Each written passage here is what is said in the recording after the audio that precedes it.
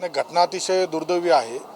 जी 12 वर्षाची शालेय विद्यार्थिनी आहे, तिच्यावरती शाळा सुटल्यानंतर घरी जात असताना पत्ता विचारायच्या बहाण्याने एकाने तिला थांबवून तिच्यावरती ॲसिडचा हल्ला केला आहे।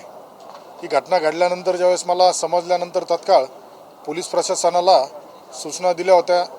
सर्वात प्रथम आपण त्या मुलीवरती जे ॲसिडचं हे झालंय तर त्या संदर्भात तिला हॉस्पिटलची सुविधा मिळाली पाहिजे यासाठी प्रयत्न केले आणि आता ती उपचारासाठी प्रवरानगर येथील PMT हॉस्पिटलला आहे आणि डॉक्टरांशी बी चर्चा झाली आहे।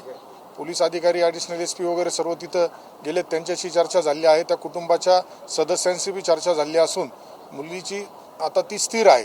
परंतु ही जी घटना घडली, असे जे विकृत आहेत या विकृतांवरती कठोर कारवाई करण्याच्या शोधून सूचना पोलीस प्रशासनाला दिल्यात। आत्ता सभागृहामध्ये सुद्धा मी शासनाच्या निदर्शनास आणून दिल्यानंतर आपल्या महिला बालकल्याण मंत्री तटकरे ताई यांनी सुद्धा त्या संदर्भाची दखल घेऊन त्या बाबतीत त्या मुलीच्या उपचारासाठी तिला जी काही भविष्यात आर्थिक मदतीची गरज पडणार आहे ती मदत करण्यासंदर्भात सुद्धा सभागृहामध्ये सांगितलेलं आहे। तसं निवेदन त्यांनी केलेलं आहे। त्यामुळं आत्तासुद्धा मी पुन्हा बाहेर आल्यानंतर पोलिसांशी बोललोय, तर जे संशयित म्हणून काही जण आहेत तर त्यांच्या सुद्धा तपास चालू आहे। लवकरच तिला आरोपी शोधून त्याच्यावरती कठोर कारवाई केली जाईल।